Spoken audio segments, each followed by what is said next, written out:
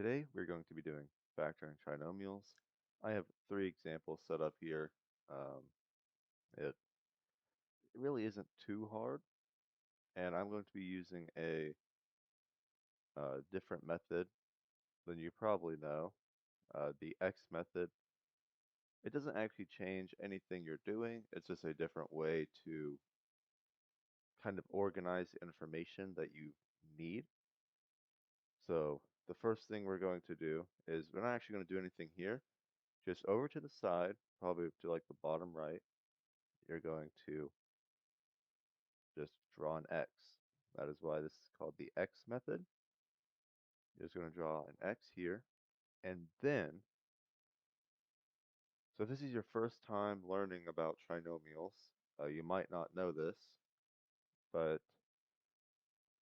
if you have learned it before, you probably know that, obviously there's going to be an imaginary 1 here. That's what the X stands for. It means that there's one X, whatever X is. So you should know, if you've done this before, that you have to multiply the first number by the last number here, which in this case will give you 6. And this x is you're actually going to write the 6 here. You're going to write what you've multiplied down right there. So if you've done this before, you should know that this is what you do to start it. If you've not done it, then you need to know that you multiply the first number by the last number. And then you're going to put it here. So we'll just make a little arrowhead there. And then you have this number in the center, which you are just going to drag down here.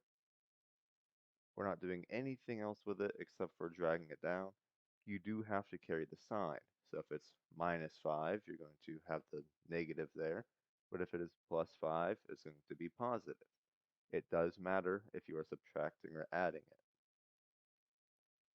So we're not doing anything with this yet. We have a multiply number at the top here, and then you just have the middle number at the bottom. And these two numbers are going to, so like the left and the right number are going to deal with this top and bottom number. So for the top, you multiplied it. So these two numbers have to multiply to this top number, but they have to add to the bottom number.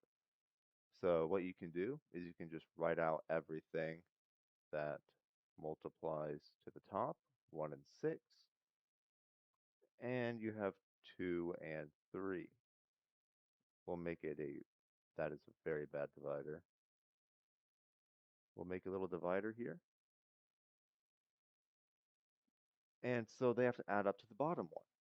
Well, 1 and 6, that's going to add up to 7. It's not 1 and 6. This is going to add up to 5. It's not 2 and 3. So what is it then? Well, multiplication, you can have negative numbers. So you can have a -1 and I need to move this over a bit, and a -6. I need to make a new divider. And then you can have a -2 and a -3. -2 times -3 will make a +6. Adding them will give you -5. And up top, you still have a +6. And it will give you a -7. So your numbers are going to be -3 and -2.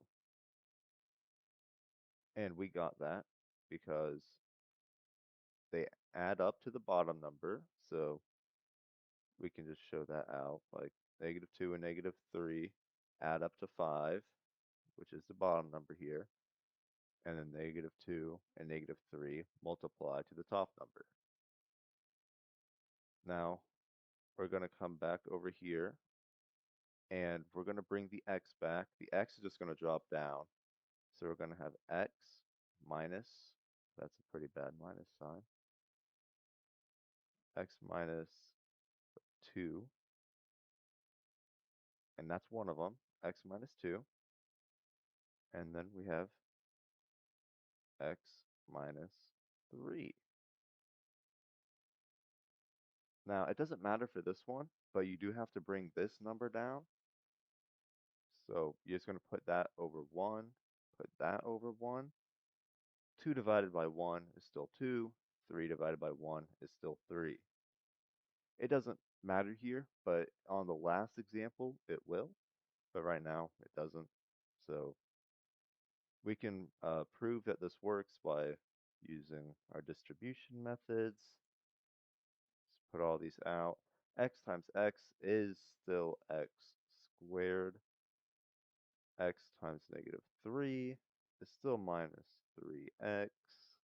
Negative 2 times x is still minus 2x. And negative 2 times negative 3 is still 6. So we go down a little further. We combine the negative 3x and the negative 2x to be negative 5x here, plus c6 at the end, and then we keep the x squared. X squared minus 5x plus 6, x squared minus 5x plus 6. So that still works. Now we'll move over to the next example. So we have x squared plus 7x plus 12. Again, make our x in the bottom right. Very, very bad.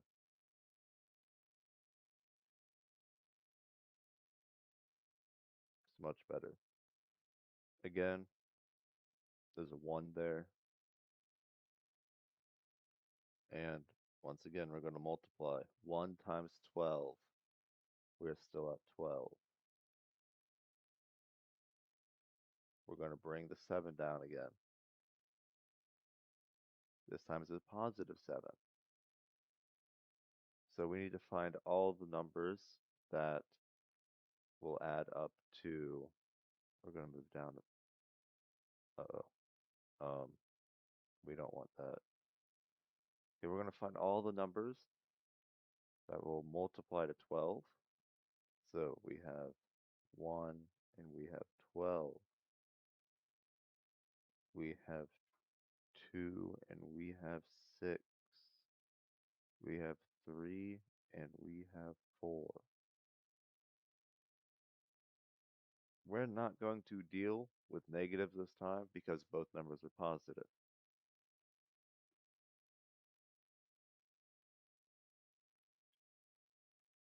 So we're just going to add them up.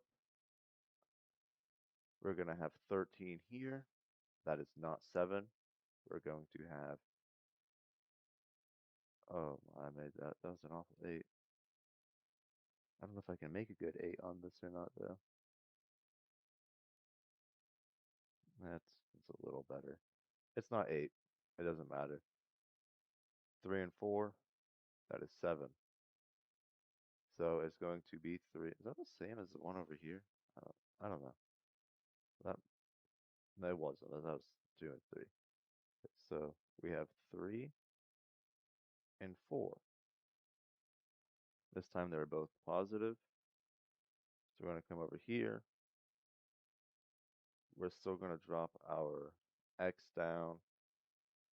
Then I want to move that. So we're going to have x plus 3. Put that in parentheses. X plus 4. Put that in parentheses. We're going to bring the 1 down again. We got to throw it here. And we got to throw it here. The 1. Again, doesn't matter because we're dividing by 1. Does not affect our answer at all. And we can distribute again. X times x is x squared. This is just checking our answer. I don't know if I said this on the previous problem, but this is just to make sure we got it right. X times 4 is plus 4x. X times 3 is plus 3x. plus 12. And I gotta make this one look good. We're going to get x squared plus 4x plus 3x is 7x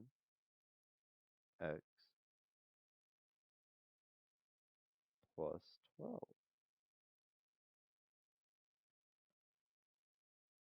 And is that the same answer? X squared plus 7x plus 12? X squared plus 7x plus 12. So that is this answer.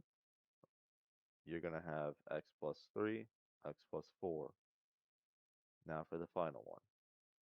For our final one, you can probably see right now it is a little different because we are looking at a 2 in the front. That's our main difference. But it does not matter. We're going to do what we've been doing the entire time. Make our x. Multiply. This is why we've been multiplying and not just bringing this number, because now we have 2 times negative 6. We're going to have our negative 12 here. This sign also matters. If it's a negative 6, it's going to be negative. I don't believe that was on any of the previous ones that we've done. But if it's a negative, it's going to be a negative. If it's a positive, it's going to be a positive. And then we're going to bring our x down. Remember, there's an imaginary 1 here. So we're just going to bring our 1 down. Now we're going to make the same thing as we just did before. We're going to have everything that can multiply to negative 12, which we're going to have 2 charts here. So we're going to have our first chart and our second chart. Now, if you can do this without needing 2 charts, you don't even really need a chart, it just helps. But is we're going to have 1 and 12. We're going to have 2 and 6. We're going to have 3 and 4. Now, these are going to be negative in the first chart. And there might be a way for me to duplicate it. I'm just going to write it out again.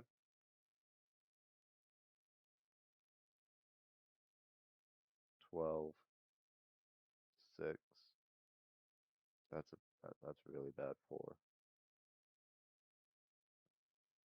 And then these are going to be negative over here.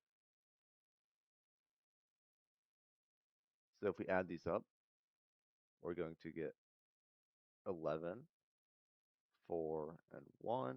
And over here, we're going to get negative 11, negative 4, and negative 1. None of these are right. They're all negative. We need a positive. 11, that isn't right. 4, that isn't right. Our 1. So we're going to need specifically a negative 3 and a 4. We come back over here and we're going to bring our x down. So x comes down, minus 3. Then we're going to do this again, bring our x down, bring our 4 over. Now, again, we need to bring down our number in front, our coefficient, but this time it's a 2. So we're going to do the easy part first. 4 over 2, that's just an x plus 2. Easy, simple, done. We don't need to touch that anymore. This one's a little different. We cannot have 3 over 2 as our answer. We cannot have 1.5 as our answer.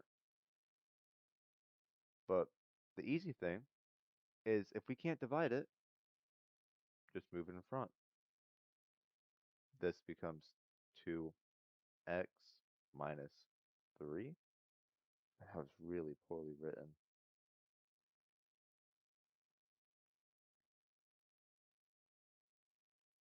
2x minus 3.